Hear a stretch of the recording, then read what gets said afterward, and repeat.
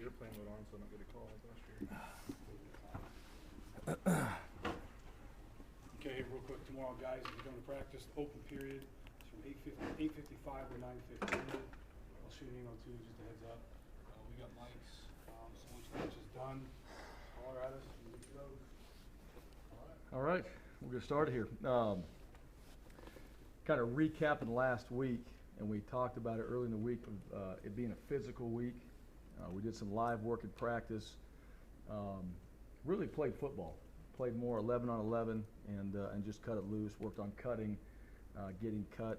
Worked on live tackling in practice, and then that carried into the scrimmage on Saturday, where everybody was live and we were playing, quarterbacks included. Some highlights, from the scrimmage. I thought, from a quarterback standpoint, all four guys played very well. Ryan Finley was 60% completion. Tommy Stewart was just above 70%. Brett Rippon was right at 60%. And Ogle was right around 50%.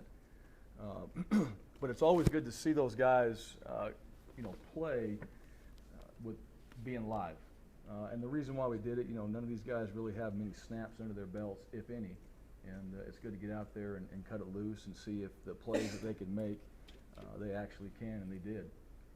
We worked some red zone early on.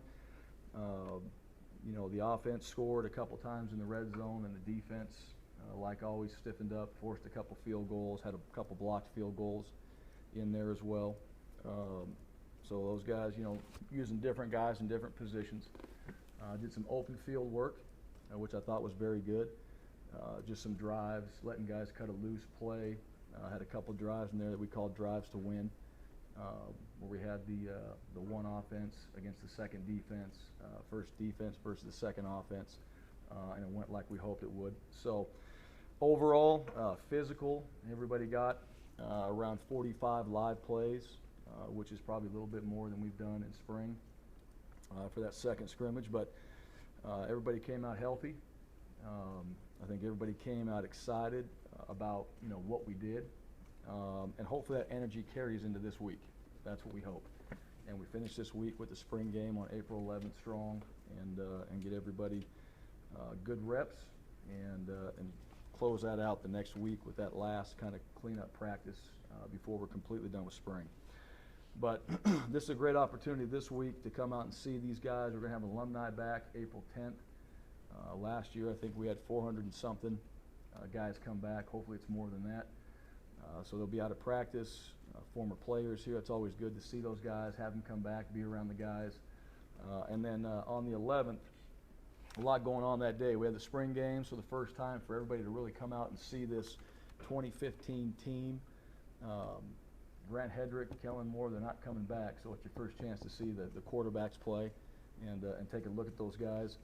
Got B-Day going on, which is, the school is really kind of opening itself up, not just for football, but for everybody to come on campus and, potential students, student athletes. There's going to be a lot of people on campus that day checking out Boise State. On top of it, the spring game is included. The helmet, we showed the team this last week.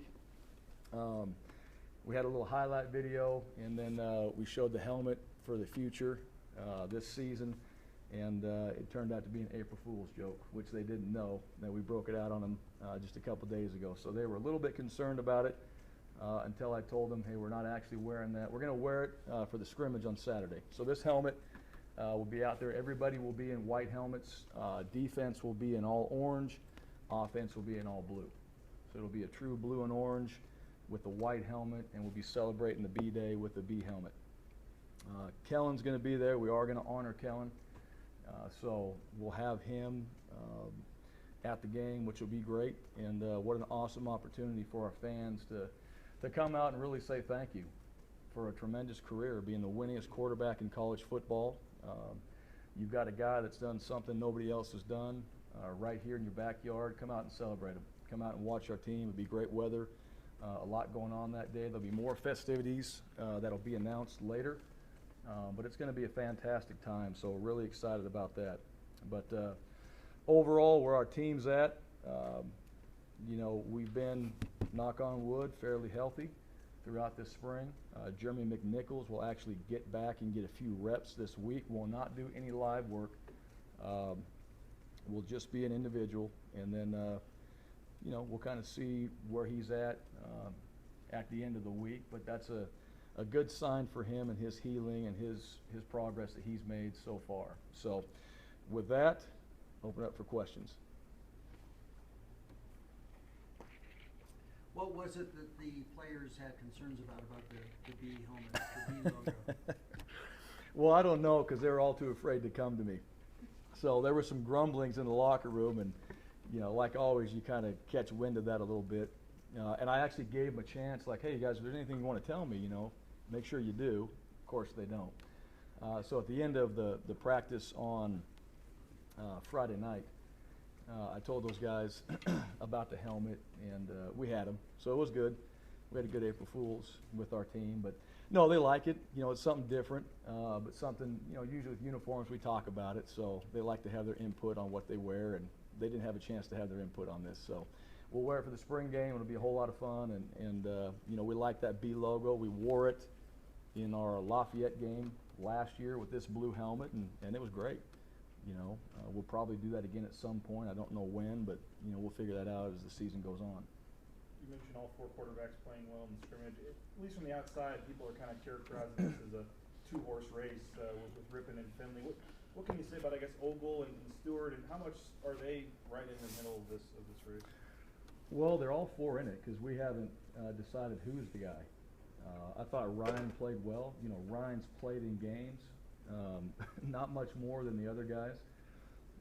You know, Rip's done some good things. Tommy Stewart, I think, has had a really good camp. And Alex Ogle is another young guy that when he figures it out, has got great tools to play the position. So, you know, right now there's not anybody. There's days that guys have that are better than others. But we're not going to come out of spring saying that this guy's number 1, this guy's number 2, and so on. They get a chance in the summer now to really work on what they have to get better at, and then come into fall camp. There'll be a pecking order. It would be very much like it is right now. All right, you'd imagine Ryan Finley, Tommy Stewart, Alex Ogle, Brett Rippon, those guys would be getting reps probably in that order. And unlike spring, it'll change in a hurry. And we'll have to start honing in on the 3, on the 2, and then eventually the 1. Other than the quarterbacks for the scrimmage or for the spring game on Saturday, is there any group that you're really interested to see how they react in game scenarios?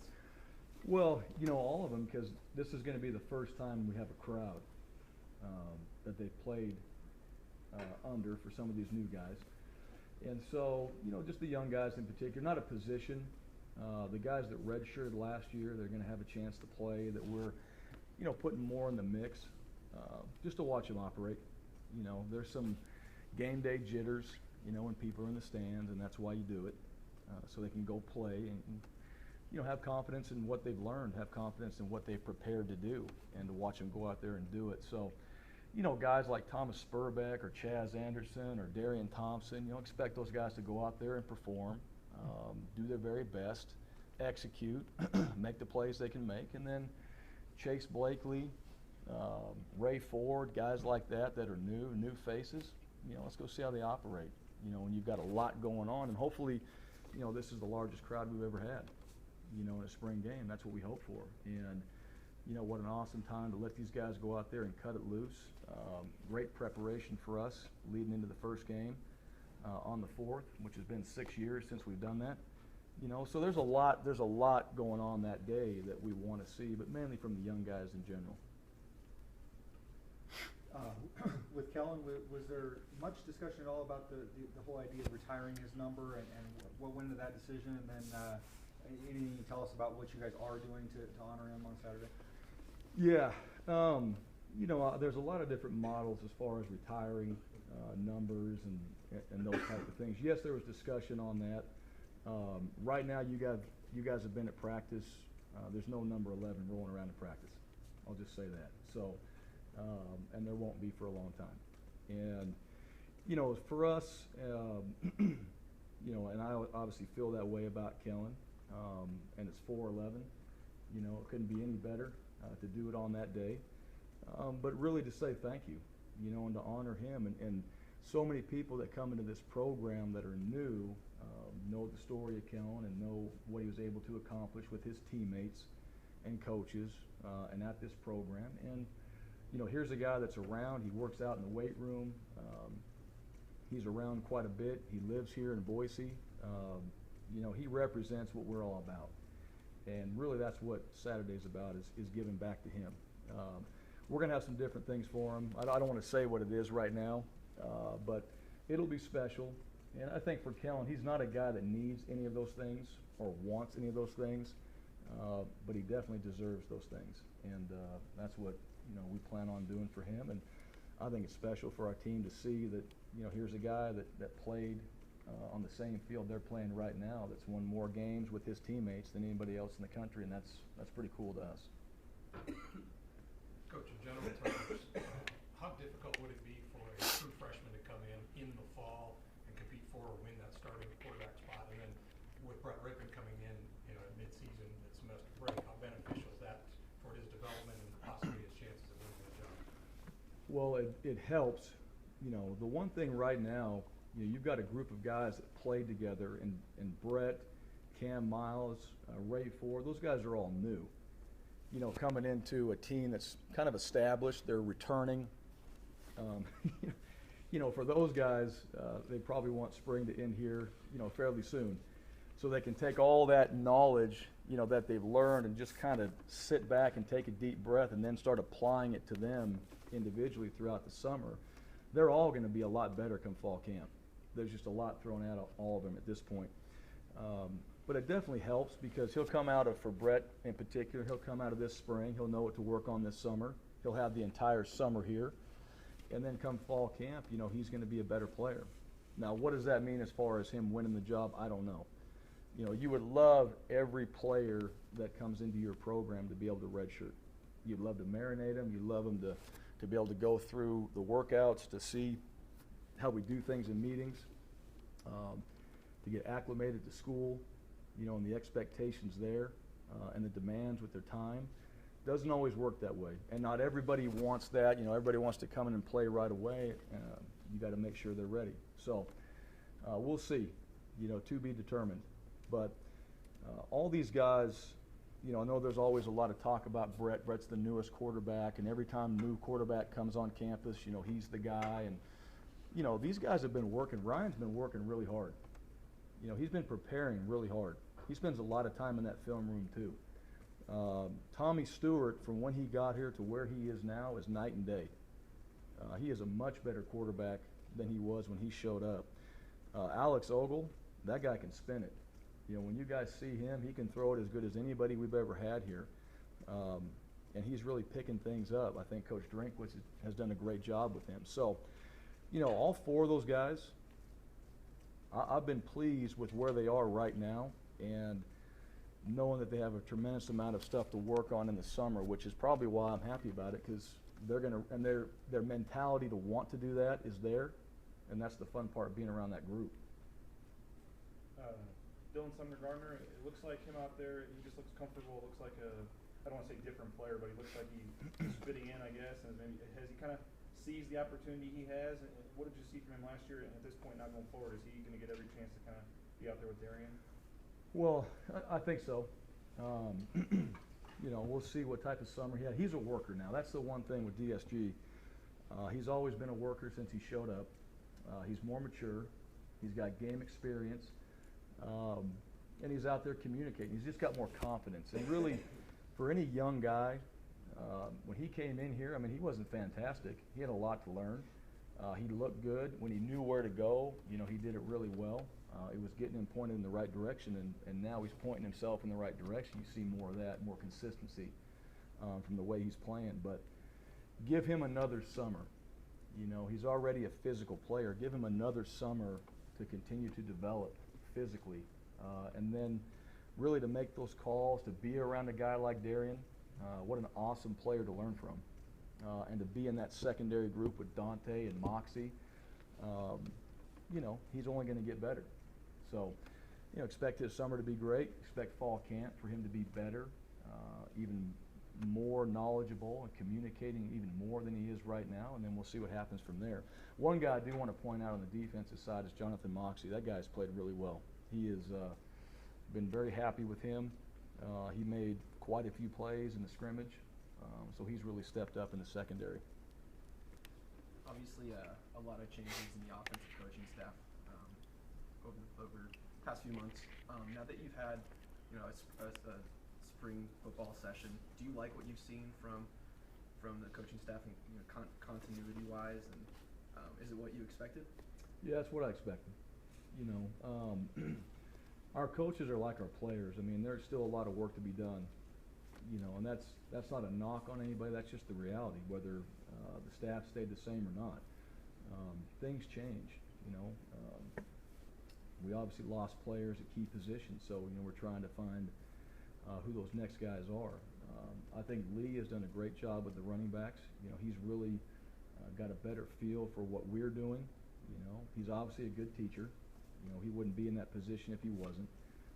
And he's got a feel for playing the position, and I think as I sit in his meeting rooms coaching it, and I think Coach Drinkwitz has done a really good job with the quarterbacks, directing the offense. But, a guy that, hasn't been in that room but understands it, has been around guys that have played that position, and to watch his meetings, to watch the detailedness, how he coaches the guys, his demeanor out there on the field has been very good. And I think it's just right for the type of guys we have right now. And so, yeah, all those things have been good. And Coach Riddle has coached tight ends before, so that's not anything new. And we have a good veteran group of tight ends. Holden Huff's not out there right now. Alec Dans isn't out there right now, but they're helping.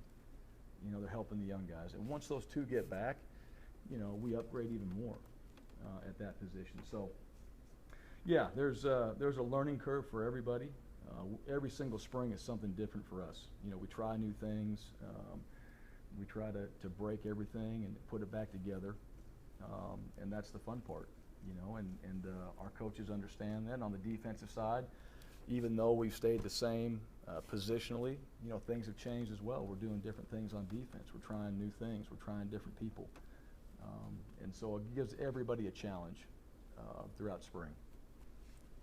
Had kind of an unusual situation last week. A guy walk away from football at sort of the Right. peak of his career, at least as far as he's gotten it. And wonder what your reaction was to that, and also what that does to your depth at tailback, losing a guy you're kind of counting on this year. Yeah, Charles had some other things in life that he wanted to pursue, and there's no issue with that. This is something, football and being a part of a program, and this one in particular is very special. That doesn't make him not. It's just there's other things to pursue. I have a lot of respect for Charles and what he did for this program. And so while he was here, we thank him for everything he's done. What it does as far as depth, yeah, you're obviously a man down. Special teams, now it's next man up. Is really what it becomes. And that's our mindset. Things change. Whether it's somebody that leaves the team or somebody gets hurt, it's a next man up mentality. And, our guys understand that. So, we've moved on. And we'll make adjustments, and there'll be, possibilities in recruiting, where the numbers change because of that. And that remains to be seen. But, when it's all said and done, number-wise, we'll be fine. We'll have enough depth. You never have enough depth. That's when we say that. But we will have depth at that position. And what I saw in the scrimmage, now that we're talking about the running backs, Jack, Demas, Corey Young, and Corey got some opportunities to run with the ones. We were really looking for, physical, downhill, hit the hole, hard runs, and that's what we got. And so from scrimmage 1 to scrimmage 2, that group elevated their game. And, maybe it had something to do with that, in their room as well. I'm sure it did. Guys have to step up, and that's exactly what they did. At wide receiver, you have a really good core three with Thomas and Shane and Chaz. Who is really standing out among the next wave, the guys to be the second group in? Well, I would put Troy Ware in that mix too, with that group. Sean Monster had a great scrimmage, and he's had his best week of practice since he's been here. A.J. Richardson, is another guy that continues to show up. has made plays, and those two in particular. But, you know, out of those 6 guys, you know, you see production, you see guys making plays, and, you know, we obviously got to have more depth and more guys step up. But, you know, those have been some guys that have shined, along with our young tight ends. You know, we also use those guys in receiver positions because you got David Lucero, who's a big, tall guy, Chase Blakely, another one. Both primarily played wide receiver in high school, so we're utilizing those guys as well. The D-line, you said you'd know more maybe after you saw them get some more live periods. The D-line, I mean, it seems like with those guys returning, there's just too many guys for the available playing time there. I mean, how's that going to sort out, and who's kind of maybe stood out there on the D-line? Yeah, it's competitive. I've been real pleased with the D-line. Coach Caldwell's done a nice job. He's rotated the D-line throughout practice and scrimmages very well, so guys are getting fairly equal reps. But you know, that's one thing, or one position, I should say, that you know, we do have some depth, and you do have some guys that have played some significant snaps, and you know, we'll see how all that plays out in fall. Obviously, we didn't plan on losing, you know, Tyler Horn early on. It happened. JT, you know, before we ever got into a game. Hope none of those things happen, but it's nice to have that depth. And the way offenses play now, where there's no huddle, you know, if you have a couple lines you can substitute and you can keep the pressure on the quarterback in the run game by doing that because of depth, then you know what, that should make us better up front. But those guys have done a nice job. Our O-line, D-line, that's been a battle this entire camp, you know, because our first string O-line is, you know, we're missing a few guys with Reese being out, but, you know, and Mario being out, but that's been a good battle between that group. And so, you know, we kind of talk about iron sharpens iron. That's really what we mean between the O-line and D-line, and they've really done a great job this spring. Coach, quick follow-up on the running back situation. Do you go into this almost assuming that you'll have to go somewhat by committee to replace the workload and the productivity of Jay, or are you open to the idea, or are you hopeful that one guy can kind of get the bulk of the carries and the bulk of the playing time? Yeah, that remains to be seen. I mean, I don't have an answer for you there. Usually we've had, you know, a couple, 2, 3 guys that have really, you know, taken most of the load in the run game, or, you know, in our offense in general. Jay was, you know, that was probably new for all of us. You know, we hadn't had a guy that was just such a workhorse that was able to do all the things that he was able to do. That's why Jay's special. He could do all those things and do it powerfully, and you know, you watch him in the bowl game, he looked even faster than he did in the first game. You know, but that's Jay. And so, you know, we get Jeremy back, and if Demas, Jack, you know, those guys continue to keep playing the way they're playing. I like what they're doing. They're being physical as they run. They're being physical in the pass game. Corey Young's coming along. So, you know, you hope that you've got a group of guys that you can really utilize their talents, and, you know, that gives us variety. At the same time, you need to have somebody when it's crunch time to be able to go to. You know, that's where I think over the years we've always had, you know, a Doug or an Ian to give the ball to in crunch time, you know, short yardage, goal line, that you know he's going to get in, and the rest of it, you know what, we can mix and match based off game plan. So I don't know where we are with that until we get Jeremy back. We won't know until we get into fall camp and really start putting a lot of the game plan plays in and seeing, you know, the variety of how we're going to utilize our backs, and then, you know, who that guy's going to be.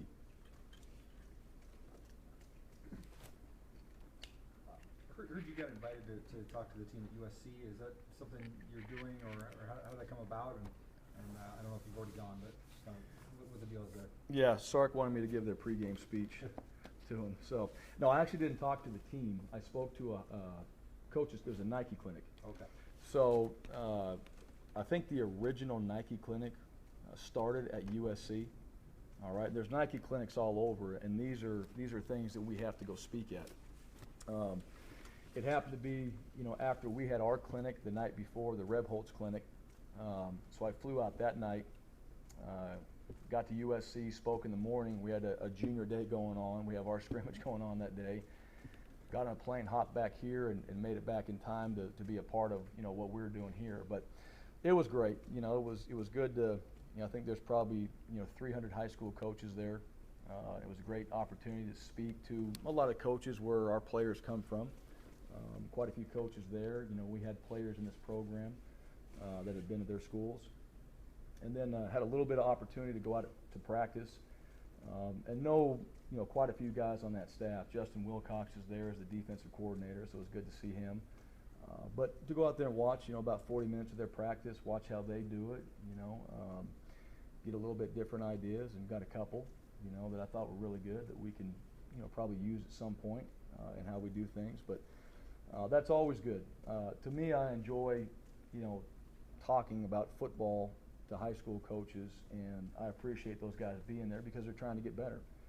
And it was a great opportunity for us to be able to do that. That was Saturday. That was Saturday, yep. Yep. Can I have anything pressing for the last one? There's one more. We'll go a couple more. Okay. Everyone says in recruiting when you have something like the Fiesta Bowl, you see the jump in the following class, not the one that's, you know, happens a month later. What's kind of been maybe the reaction as far as now that you guys have a full body of work a year to show coaches and players as far as this program now that you guys are here, I guess, going forward for the 16 class? Yeah, it's not much different. Now, let me say this. From the idea that everybody's ready to jump in and commit right away, not much different. You know, as far as what coaches, parents, players know about us and this staff and this team because of last season, you know, there's a lot more information now. Last year we came into it, there's a lot of unknowns. You know, how's everything going to play out? Are they going to be any good? Unfortunately, we had a good season. You know, so that carries weight into this recruiting class. And, you know, the one thing for our coaches and the guys that we recruit, we're further along than we were last year. You know, there's more information, there's more contact. I think at this point, there's more serious conversations going on. What does that mean? I don't know, because, you know, these guys, when they make their mind up, is when they do. But right now, I feel like the guys we're on and we're targeting, you know, we're ahead of where we've been. And that's because of, you know, the knowledge of what we did last year, relationships that we built, and people being excited about Boise State. So hope that continues. It'll really show up this spring when we actually get out on the road and have a chance to be at these schools and be at some of these practices.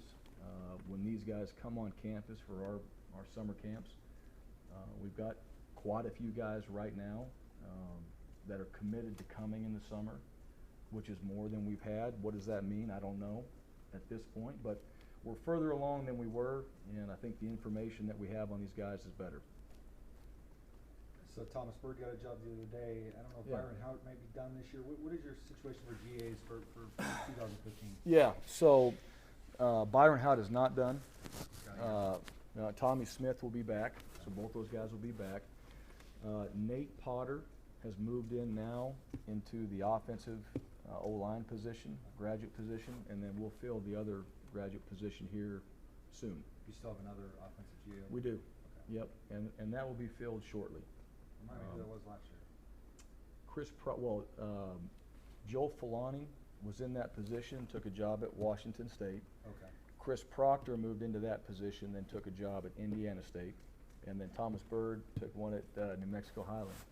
It was funny because, you know, we had our GAs about a month before all this happened. You know, we had mock interviews, which I guarantee were the hardest interviews they'll ever have because we know these guys and we know all the quirks and things like that about them.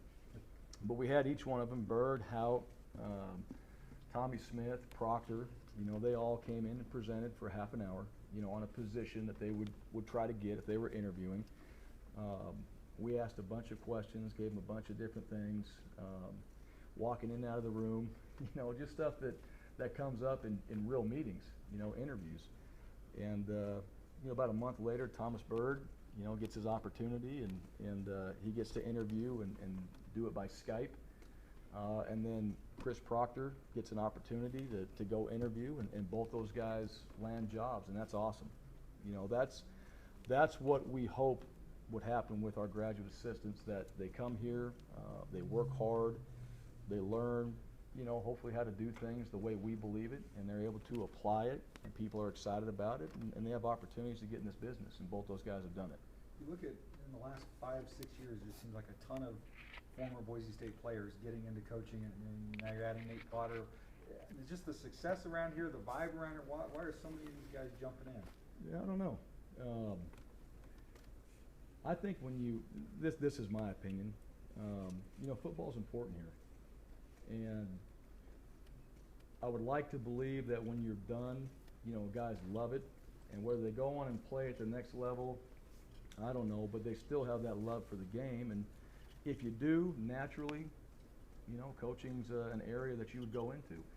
And on top of that, I think, you know, the knowledge of the game that I hope these guys receive while they're here, they feel like when they get out there and maybe talk with, you know, other guys that they meet and they start talking football, that they may feel like, yeah, I kind of know a little bit about this game, maybe more than I thought I did.